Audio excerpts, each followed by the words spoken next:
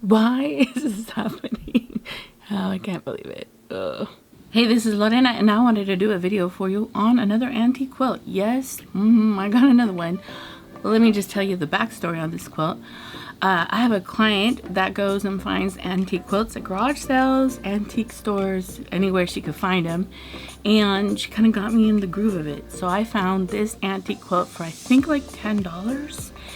And I gave it to her. And she went ahead and took it. And she likes kind of renovating them, fixing them up, and making them real pretty. If there's any patch holes or anything, she tries to fix them. And yeah, she went ahead and brought me a quilt that I gave her. Now, I told her that she didn't have to come to me to have me quilt it, that I would be fine if she took it somewhere else. I just wanted to gift her with it.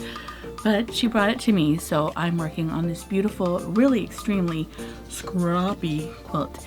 And it's a antique quilt, and it has its problems. So in this video, I wanted to share some of the things to look out for when you're working on antique quilts, okay? A lot of people will get those antique quilts that are just in an attic, in a closet, in a drawer, in a shelf, somewhere, and they'll get them and stretch them out and look at them.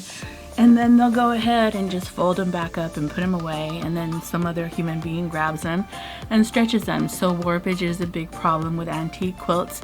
Overstretching, especially if they have a lot of bias, they have square triangles and stuff like that. It stretches.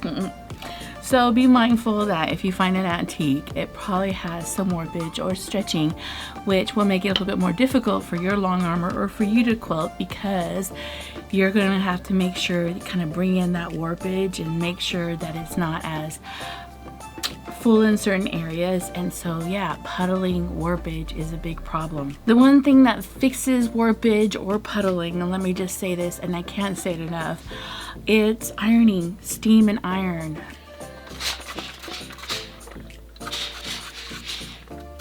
And see, I was talking about making sure that it's flat in these corner areas. In my last video,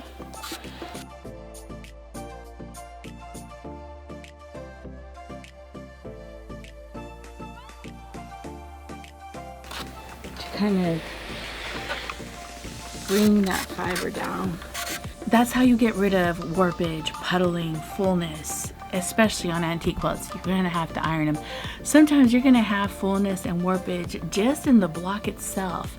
Maybe the border's fine or the sashing is fine, but the block is very full. So the best thing to do is steam, hot steam iron, and starch. Seriously, the best thing. That's how you fix it. And it makes it easier for you, the long armor, to quilt it, because you are making it as flat as you possibly can. The second thing to be looking out for when you have an antique quilt is they usually have a lot of open seams, and the seams are opening because it's hand stitched. And you know, it's a miracle that they last as long as they do, especially what they go through. But yeah, on the edges especially, you'll see the open seams, and on the edges too, you will find that the fabric is weaker because people are grabbing them and pulling them, and that maybe some of the fabric is eaten up. All right, I have some needle and some thread. I don't know if you can see it. And I have a scrap piece of fabric here.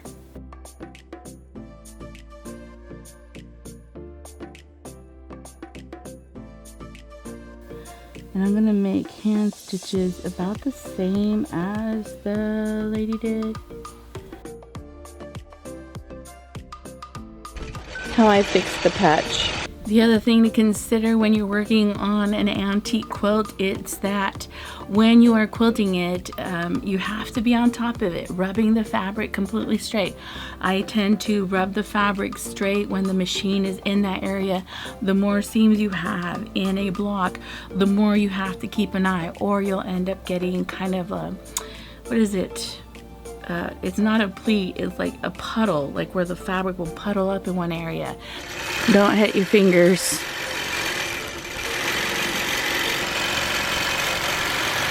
If you kind of pull the fabric a bit, it stretches it so it's a flat surface for it to quilt. Here, I'm not very much worried about it unless I see fullness. See how I'm pulling the fabric a bit?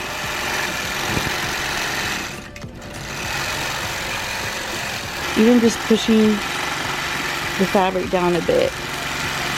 Kind of straightens it in the seam. When you kind of maneuver the fabric, stretch it, it lays nice and flat.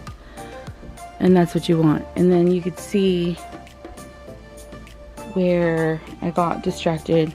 It's kind of puddling. I don't know if you could see a little bit of the puddle. It's not bad. But here you could see that I could have stretched it and moved. And I wanted to share this picture of a puddling area where the fabric was so full that when the machine went, it kind of lifted it up. What you can do is you can fix this, and I went ahead and iron stitched it all off, which took me a little bit as the machine kept quilting along. And then I got an iron and gave it some space so that when I got the iron I can flatten it out, and I went back and I ironed it down. Another thing when you're quilting it, it's really easy on Antique Quilts to have pleats, to make unintentional pleating. Yeah, it happens. It's because it has so much extra space and it's not flat, and even if you iron it, it still has a lot of fullness. Not like human fullness, but fabric fullness.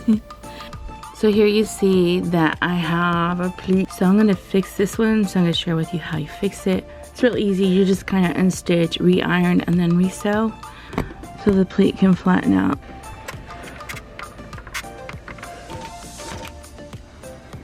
Locking stitches, and then it's done. And now there's no pleat in this area. So when you're working on a client's quilt, these are some of the issues that you're going to have to consider when you're working on them. Yeah, the more seams, the more probability of the quilt being warped in the side of the block, and the more likely that when the long arm is going over all those seams that you can get either pleats or a huge puddle, and it grabs it weirdly. And so you have to be on top of how you move your hands around there so you can maintain it quilting straight. Now, let me just say this, I love quilting these kind of quilts because I think of the maker. God, the amount of time, and at the same time I feel like it's an honor that whether the maker is here on this earth or not here, their quilts are still getting finished. Even though they take more work, they take more time, they take more attention and more effort to quilt, I really do think it's kind of neat quilting something that has lasted a long period of time and kind of honoring the maker even though the maker is not maybe here anymore. Why is this happening? Oh, I can't believe it. Ugh.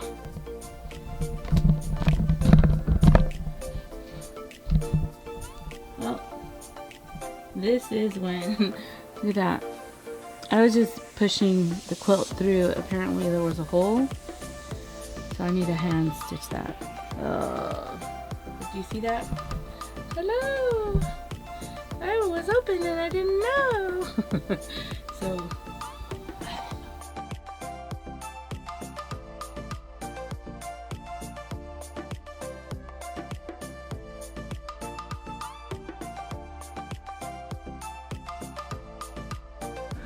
let's see, not bad for a big ugly tear. Let me lock that down and I can iron it flat.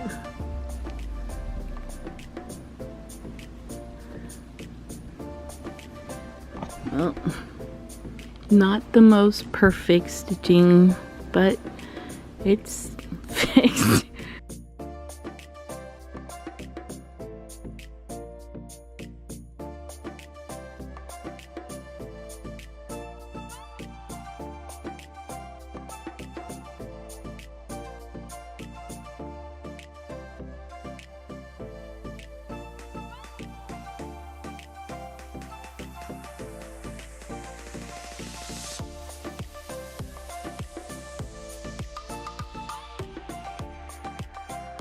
It'd make me happy if I was in heaven and I saw someone quilting my quilts and finishing them, and I saw someone enjoying them.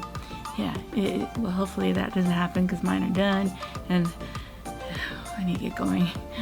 But you know, however it is, it's neat finding these treasures. So I really do hope you like this video, and I appreciate y'all watching as I'm longarming these beautiful antique quilts. All right, I'll see you on the next one. All right, bye.